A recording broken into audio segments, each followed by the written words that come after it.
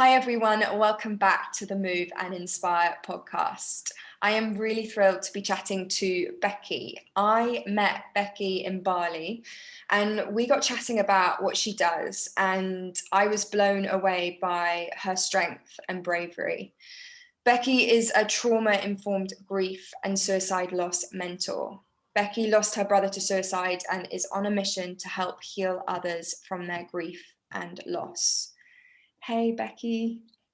Hi, Safe. Thank you for having me. Oh, thanks so much for joining. You're now in the UK, which is funny, obviously, because we were here together, about a month or so ago?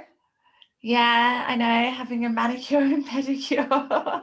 I'm really missing Bali so much right now, but it is what it is. The world's a funny place at the moment. So, yeah. Yeah. So can you just start by telling us a little bit about you and perhaps the lead up to what happened with your brother? Yeah, of course. Okay, so Jack, that's my brother's name. So Jack passed away in 2018 in the March. And with Jack, he was suffering with bouts at a time with a lot of anxiety, depression, things like mounting pressure from uni and things like this as well. At the time, we were living in Australia.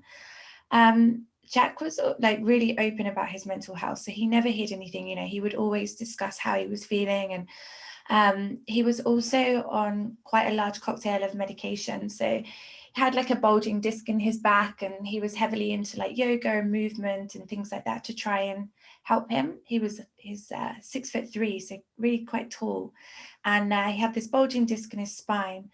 And rather than like operating on it, he was on quite a lot of medication. So opiate-based medication, Lyrica, which has now been banned in a lot of countries because of the suicidal ideation side effects that you can have.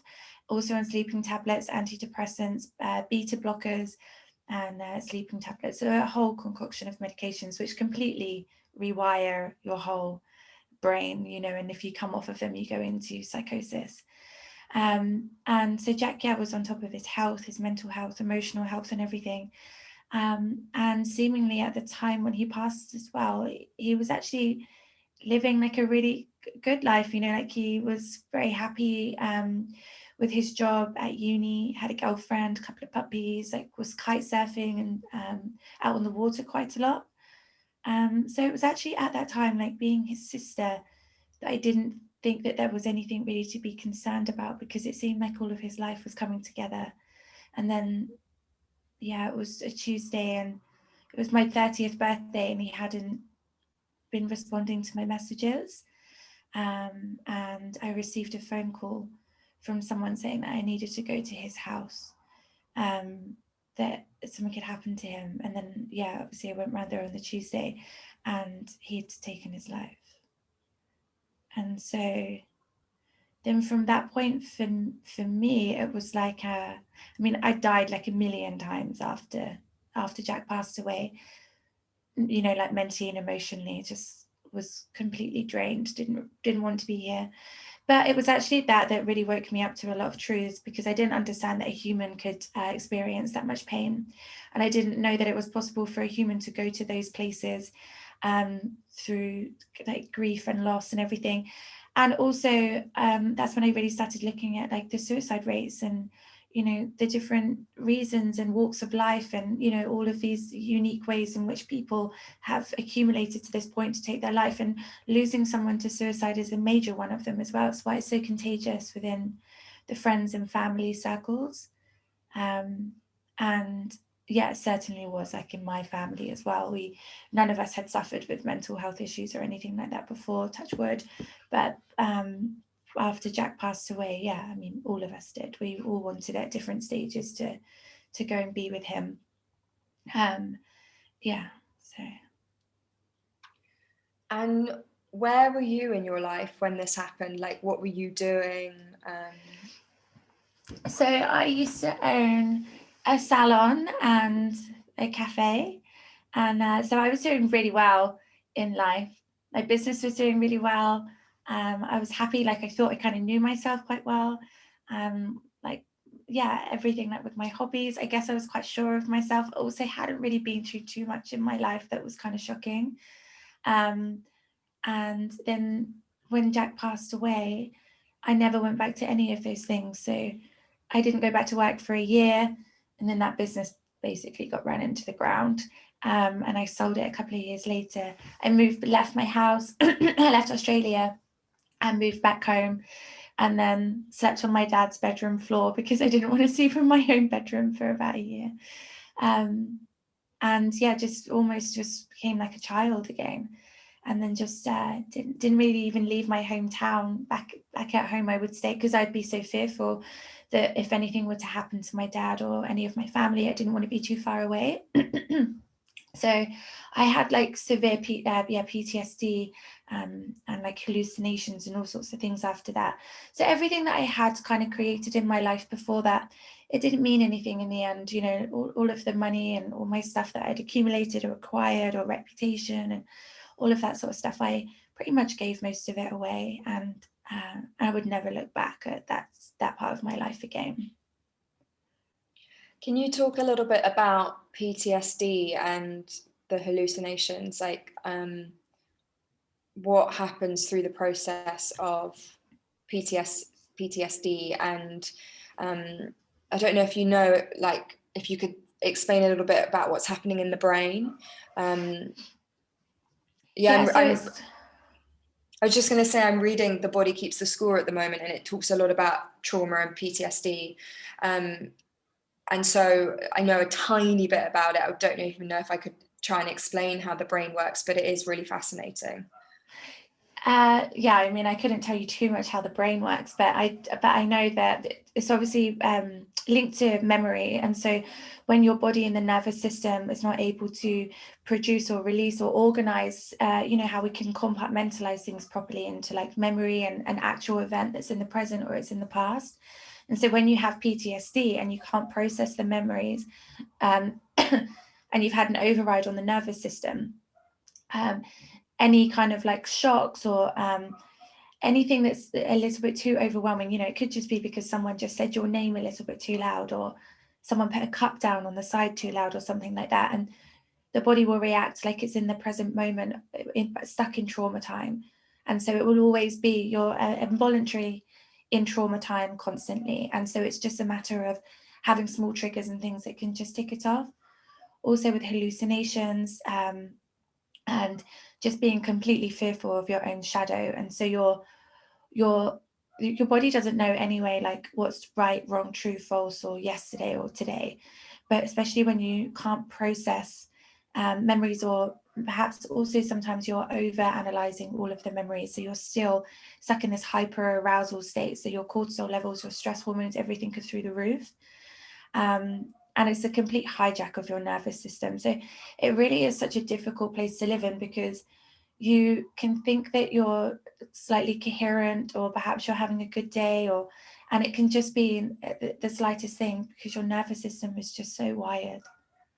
Once you start offloading a lot of this energy from your nervous system, and once you start kind of recalibrating it and doing a lot of trauma release, the PTSD symptoms start to resolve, and you can start to actually process emotions and memories and everything clearly, and you can kind of do that without your physiology changing and having a complete meltdown.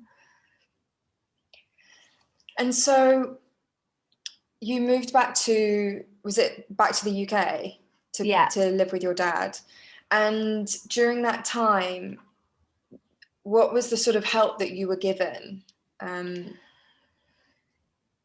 So it's really strange. You don't really think about these things too much until you go through it. And so the first thing you kind of think of is like, I need to go to the doctor.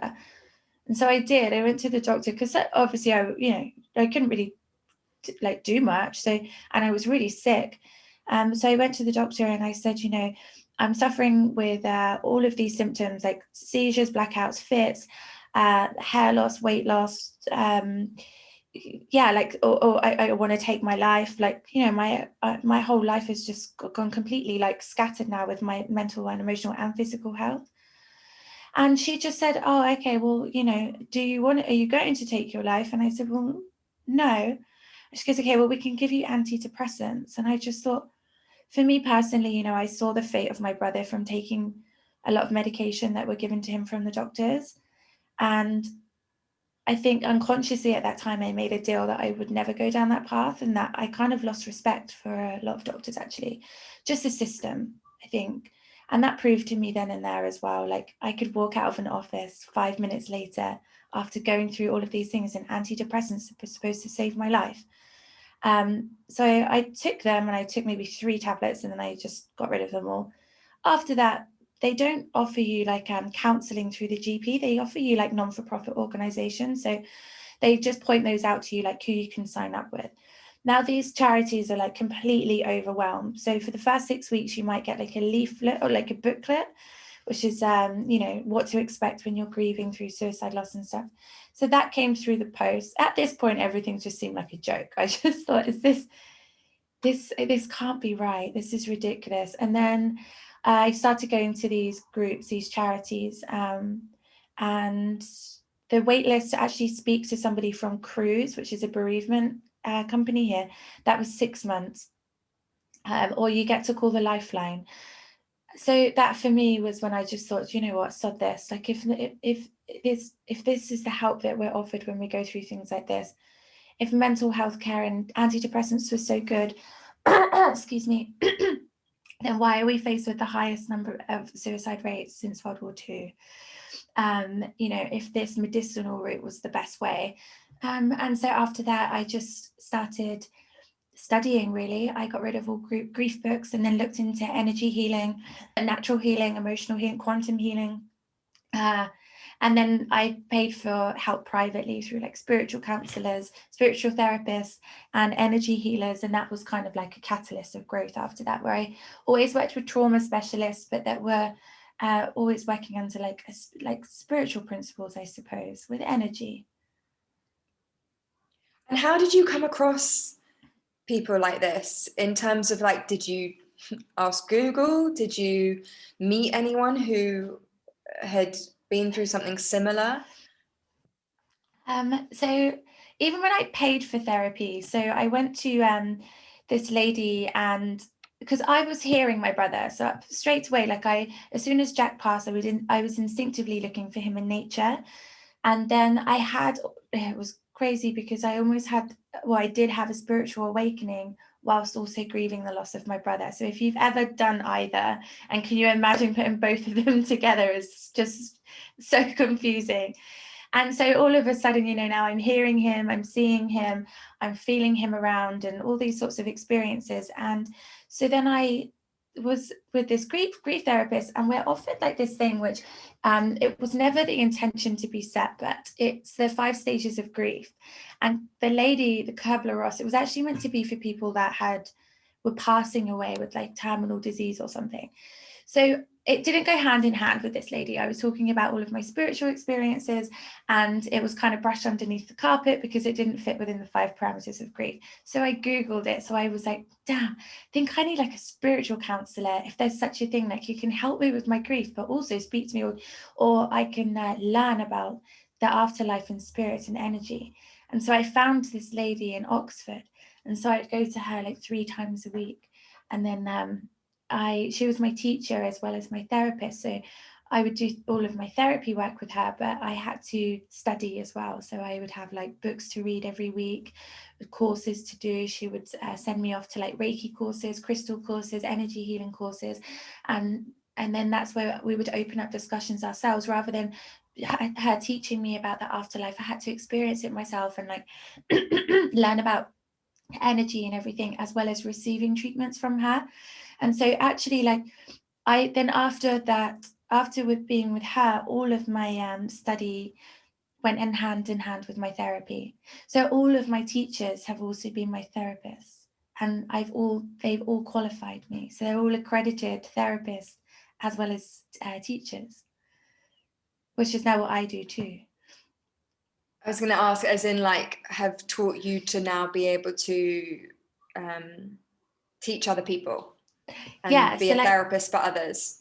Yeah, so like with my hypnotherapist was then my hypnotherapist teacher, And so I would have all of my hypnotherapy sessions. So I was healing, but then after that, and then I was learning from her. So then I did all of my courses and education and everything. Yeah, so it was really good in terms of that, because I think that it's kind of like a double whammy when you're doing your own self-study, learning about yourself whilst healing, because at the end of the day, any good healer or any good mentor has obviously transmuted a lot of their own stuff and understands.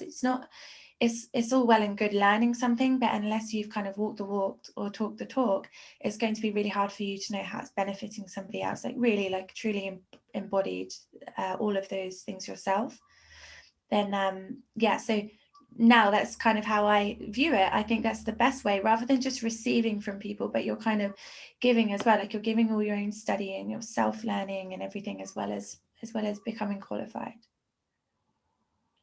And before everything happened, you weren't into spirituality, or had you like dabbled in it, or is this like completely a whole new thing for you? I went on a yoga retreat once to Ubud, and I flew in, and then I was sat at the table with these people that were like gracing their food before they ate, and I just thought, nah, I can't deal with this. And so they were like praying to, they were praying to their food and like thanking God and stuff. And I was like, what is going on? So then I was like, so then I started doing it as well, because I felt left out, that I wasn't like thanking God for my pancake and my juice. And then after that, I messaged some friends. This is years and years ago. I messaged some friends that were living in Canggu, and then I did like 2 days of yoga. So no, I was not spiritual at all. And then I just Yeah. partied. I think it's so interesting how for so many people, something happens in their life and they turn to spirituality in some way or another. And for me, when I started yoga, it was massively like this physical practice to get my body strong and to feel fit and energized. And now it's so much more about the spiritual practice. Like I don't have to do a physical yoga practice every day, but I really do love doing my meditation every day. But I just think there's like some real comfort to know for so many of us that this is such a healing practice. Do you remember, because it sounds like you like really just dive deep in so many amazing different forms of healing, do you remember something maybe early on in this journey for you that was like an aha, wow, this is so powerful? And if you do, what was it? And can you describe, maybe like for someone who's never done like a spiritual treatment or any kind of healing, can you describe what happens? Because I think for a lot of people, it feels so kind of alien, like what actually happens? Yeah. So the first actual healing practice that I did, Reiki was beautiful, but Reiki at the time, I was just sort of seeing color and everything. But that wasn't like a big yes. The first big yes was when I did a breathwork journey, but it was like a holotropic breathwork journey. So like this conscious connected breathwork, which is anyway. So I did that. It was different to a lot of breathworks, and so you really want to be careful which one you're kind of suggesting, because some can set you off into a bit more of a panic, and then the other ones can really allow you to really drop deep into the body. So it's quite a long breathwork journey. And at first, I was releasing a lot of trauma from my body. I'd never experienced that before. And even though it was kind of scary, it felt really, really good to release all of this energy from my body. And all of a sudden, it wasn't like I was in charge of my body anymore, but the trauma was, but it felt so cathartic. But then as, this kind of started to settle, I had this moment where I completely like melted into the floor, like I was losing my physical body.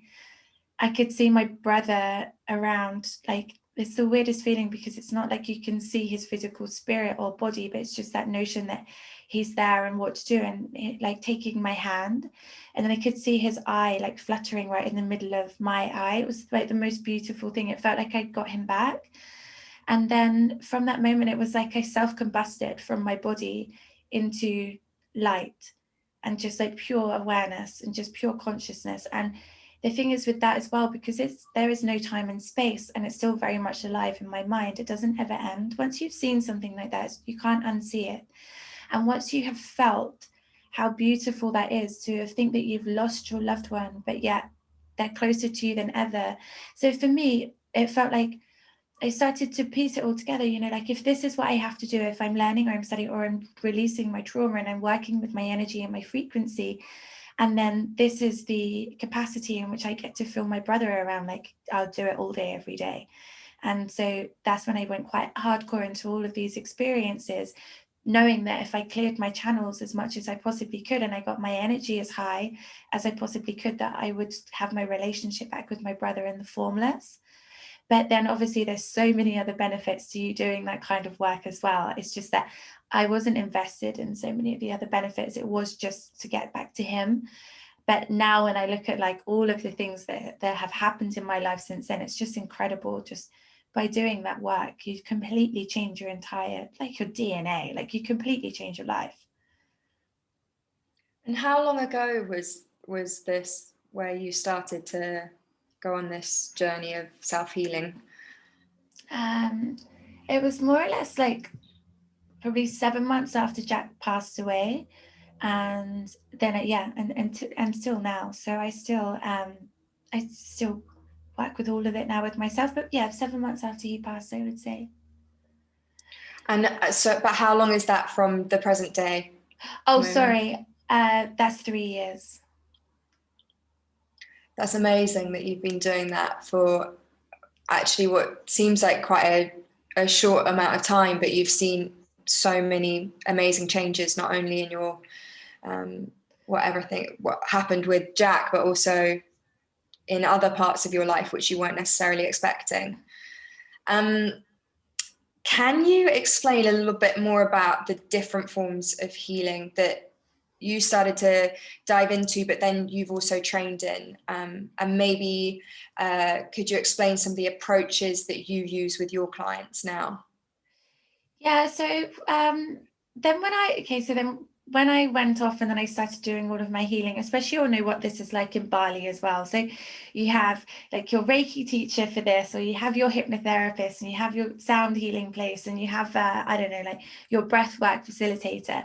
And so there were all of these different types of healers that I had, but then there were ones that really changed my life, and so then they were the ones that I studied. So what I decided to do was, for a lot of us, we will travel, so we'll be in different countries and have different therapists for all different things. But I wanted to create something where I could offer all of them, so that they didn't have to kind of do that. So through Reiki, sound healing, emotional freedom technique, breath work, and hypnotherapy, meditation and mindfulness teacher, basically work with just all body frequency, energy and body work, releasing all of the trauma from the body. And the spiritual kind of principles, values and insights come from doing that work. It's just kind of like this part and parcel of working with that.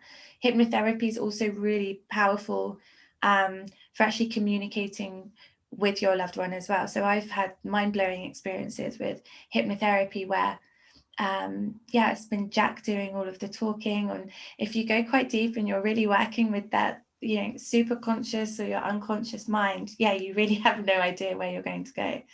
It's wild what can happen with the body. It's incredible. So with all of them, so the way, obviously starting like a healing journey with losing somebody that you love to suicide, the pain is so great, like with a lot of shame and guilt and blame, and you're working with some of the lowest emitting emotions possible for a human. And so we really work from that place first, and starting to transcend a lot of those pains and feelings before you start moving up into more of the lighter, like daily practices. I think that the most important thing is that taking that self-empowered approach means that you're really able to live to tell the story, to help other people. You're not giving your power away so much to medication or a prescription. albeit that they're brilliant as well. It's just that, you know, if you can have something else that's tangible that you can work with alongside. But then it just kind of means that, you know, you have all of these healing tools and modalities and ways in which you're able to help other people recalibrate and like regain safety in their body, release their emotions, and, you know, release trauma and everything from them too. And I just think that the more people that know how to self-heal, the better for the world, because of the ripple effect. And then hopefully we'll see suicide rates come down. I think that's so beautiful. Yeah, you are clearly really passionate about what you do. And do you feel like you're doing this for Jack? Like, do you feel like this is like your purpose, and like it's like he's alongside you? Is it your purpose and your mission in life now? Yeah, I always thought that anyway. And then I had some like really crazy meditations where that became very clear, like what I should do with my life, and visuals. And I even had them illustrated because they were just so wild, like the story that this meditation was telling me. But like for me personally, I just think, what can you do with your life that of great meaning? It doesn't mean that you have to work in big groups of people like me. You can work in small groups like your community. You can heal just because you want to be like a fantastic mom or whatever, or a great neighbor or a friend or partner. But for some reason with me, it was bigger, and it was like louder than that, I suppose, in a way, because I do feel really passionate about how many people are taking their lives, and also what support that we're offered. I do find myself get quite frustrated with the system as well. I feel like this kind of work should be public. It should be free. You see, there's so many people out there that are working privately. I get quite a lot of stick for that as well, that I charge. But for me, I don't really know how I'm supposed to not be private right now without having to. I don't know of another way that I can possibly work at the moment until I just obviously build and get bigger. But I feel like Jack is with me on the other side, and I'm not really too sure what I would do with my life now. You know, the idea of going back to my life before, I would just think it's great, but I'm not really sure what difference I would be making in the world if I did that. And so my dad, bless him, he got quite teary the other day, and he said, I feel very guilty because ever since Jack's passed, it's all about Jack. Like everything's about Jack. From the minute you wake up in the morning until you go to sleep at night, everything that you do is because of Jack. And then I hadn't looked at it like that before. And he was like, you know, what does Becci like doing, or what does Becci want to do? And I thought, yeah, it kind of is a little bit true, because I feel 90% Becci and Jack and 10% Becci. But then I don't really know what else I would do. And I think that I'll find a perfect balance in time. But right now I'm kind of, it's still only nearly 4 years. Do you know what I mean? And I haven't made nearly the impacts that I would like to make. So I'm just going to keep going.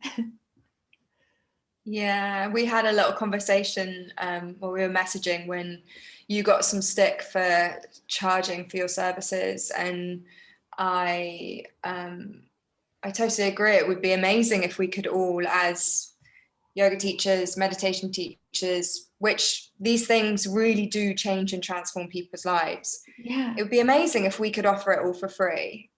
I would love that, but the truth of the matter is we have to earn a living. And maybe, as you said, if things do blow up for you, you'd be able to have something that was offered at a huge discount or for free. But because I think what you're doing is absolutely incredible, and you put your heart and soul into it. Like a lot of us teachers, we really do spend 7 days a week doing what we do because we are so passionate about it, because it really has changed our lives.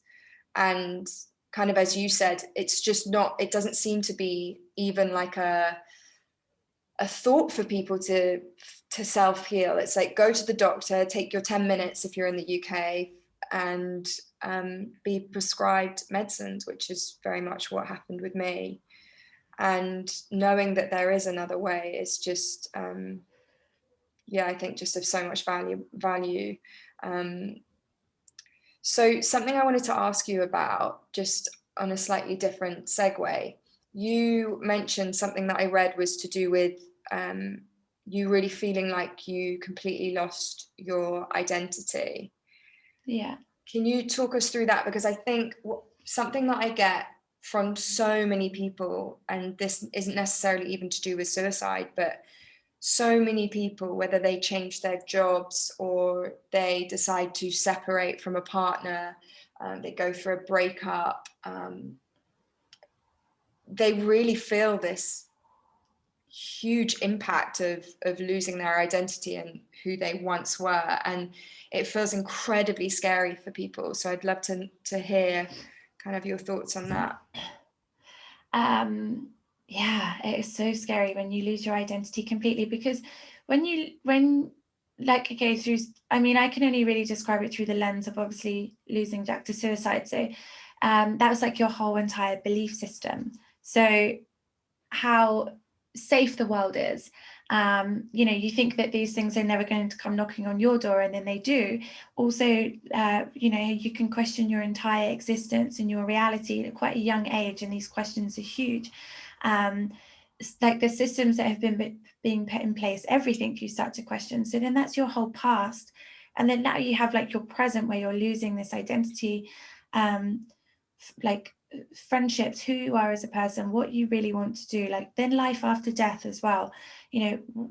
Actually, who am I? How much of me really is physical, is human, and why am I having all of these like crazy experiences through meditations? Why can I hear my brother, so you don't die? And so now it's like, you imagine if you were religious. I wasn't religious or spiritual, so I only had a lot to gain, but a lot of people have so much to lose when they face this sort of stuff as well. And so I always say it's almost like I died twice. And a lot of my clients will say this too. So you die the first time that they do, you lose parts of your soul and you completely lose yourself. And then when you start to heal, it's like you die again the second time, because you're no longer like this hybrid version of yourself that, is trying to cope with grief and loss, but you'll also never be the person that you were before, nor would many of you want to be like that either, because there's so much growth that obviously happens when you lose your identity in somebody that you love. And so, yeah, it's kind of like that second death again, an ego death. But it's almost like the last most powerful rebirth that I'm sure someone will have. Yeah, an identity loss at any age, but like at 30 is wild. Yeah, and remembering, I think you've just put it really beautifully, that this is a chance for growth, not feeling like you're losing something, but actually you're gaining something in creating this new identity, which in some circumstances is a lot easier than others, suicide being a lot more difficult and a lot more painful than, let's say, a career change. But yeah, I think I can't even imagine all the questions that you asked yourself and went through.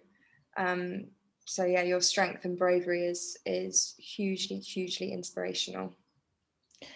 I just feel like I feel like it takes so much guts to talk. I mean, for anyone talking about anything that they're passionate about sometimes, and you have these amazing people out there that are so resilient and they just don't stop, and they're really powerful talkers and sharers. And it took me such a long time to have the courage to do that. I would speak on camera for a couple of minutes and cry, and then I would try again a week later, because I just thought, when it's something that's so precious and so important to you, and you're wanting to talk because you really just want to be able to help other people, like imagine that you hold on to all of these tools and these secrets or these resources of, like, seriously, you wanted to die and then you came back to life 10 times more powerful than you ever were before.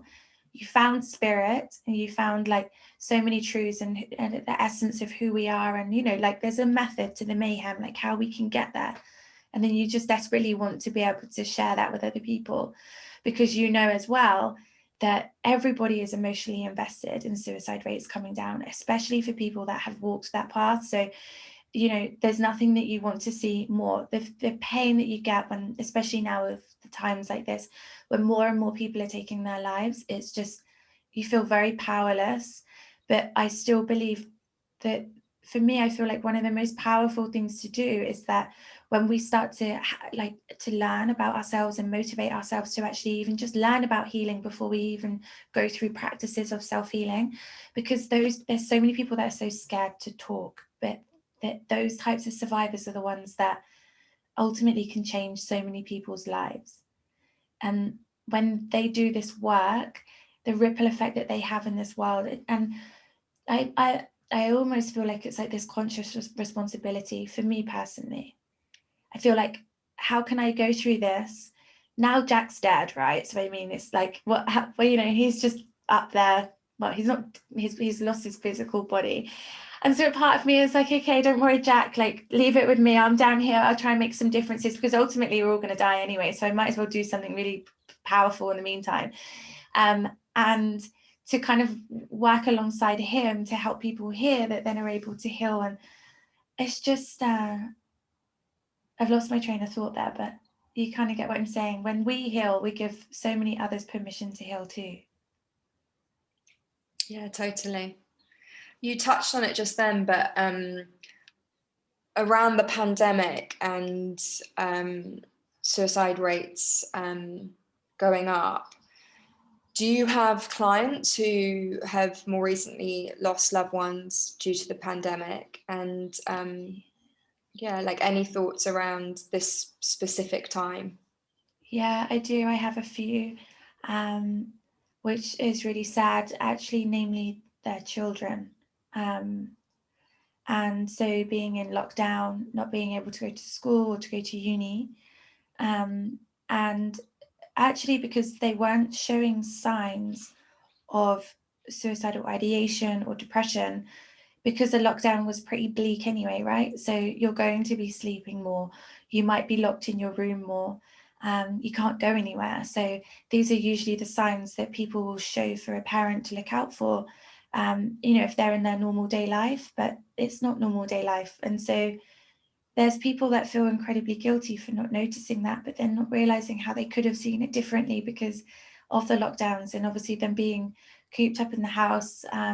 You know, some of these kids obviously not wanting to be vaccinated and then being told that they have to be if they want to go back to uni, and then, you know, that's their dreams and ambitions. You can't process things the same as a child, and, you know, their brains aren't even fully developed yet. So it's just, yeah, there's definitely more people that I work with now that's COVID related, and it also makes it confusing, because now everybody's opinions and segregation is just so strong that even working with someone in this capacity sometimes it's like at the forefront of people's minds, or it gets like political, even though what we're dealing with is emotional, like devastating. I personally haven't experienced that so much, like the political side too far into working with each other, but I don't blame them for it being there. Do you know what I mean? Like, lost a child. Yeah. Which leads me on to me mentioning, obviously I've told you that I lost a friend recently, who had long COVID, and I obviously haven't been around in the UK, so I don't know enough. I hadn't seen him for quite a while. We hadn't been in contact for a little bit. In fact, I was supposed to speak to him that week, and sent me a message saying miss you a couple of weeks before. But something I would love for you to share, because it was something that I felt very lost in the moment of finding out, when I was actually in the Gillies, on the Gili Islands, and I was having dinner and answered the phone. I really did not know, because in my head I was like, I need to use the tools that I have, that I know calms me down, like literally will calm my central nervous system down right now, because I am unable to breathe properly. I'm struggling to walk. I don't know what I should do in that immediate aftermath. I felt really lost. And something that did help a few days later was speaking to a mutual friend. That really, really helped. But yeah, just some practical tips of that kind of, yeah, the immediate aftermath, or the kind of short aftermath I of think, yeah, hearing about something like that. I think then it's just real survival. You're in such a state of shock. It really is just like water, food, fresh air, and just the bare necessities. Because I mean, my experience was just like nothingness. You know, there is, it's just sincere pain. That I think like you know, a bit after that, anything that can get your energy just a little bit higher. I think for us, it was just going for short runs, short jogs, just fresh air, just being in the sun, because the rest of the time is just so bleak. But those 5 or 10 minutes, or even, you know, sometimes I would literally run maybe just a couple of 100 meters and that was it. I'd be exhausted again, but that was because I wasn't having enough food or water, and I was so sick after eating. But then just having those little bits of wins and those highs had that enough energy to kind of ride you out for the rest of the day, or at least a few hours after that. And then the real practical side, I suppose it depends, you know, if someone's really panicky and their breathing's all dysregulated, then I would definitely just do some box breathing every single time. If you breathe in for 5 through the nose, hold for 5, and then release for 5, at least then you're always going to just bring yourself back into the present. But I think, I mean, if I just look back at ourselves, I don't think anything other than sleep, food, and just having people around you constantly, because you can't even think for yourself. I think even when people start to work with me, even 5 months after their loss, you know, I really have to check in and make sure that's not too soon. Because even 5 months is so soon to think about, you know, really working with your trauma and getting help. Everyone's really different, but you know, I always kind of thought that I would start working with people maybe a year after they've lost someone, that far after, because the state and like working with your body in that way so soon afterwards can some people though, they, you know, they want to get their lives back, they've got kids and they really want to show up and be a good parent, or perhaps they're, you know, a lot of people are, you know, quick tempered and things like that, and just super hyper aroused, and so they really want to start healing just so that they can be very present with their children. They're typically the people that I work with even after 5 months, which, yeah, super soon. Becci, you're amazing.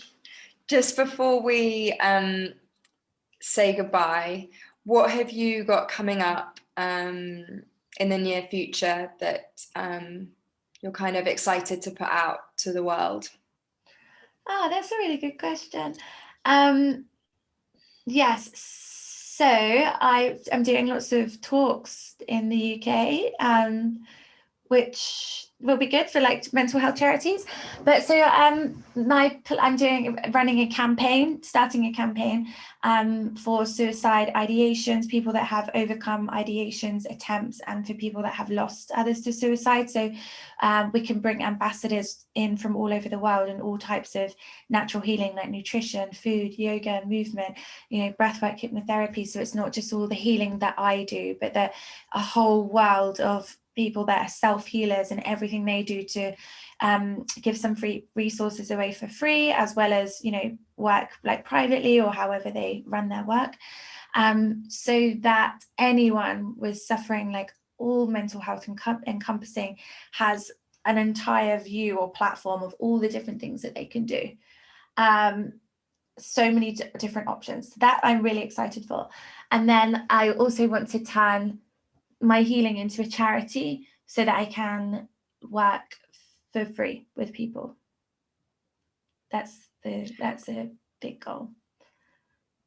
Well, I'm super excited to watch, and I can't wait to have you back in Bali, hopefully, in the not too distant future.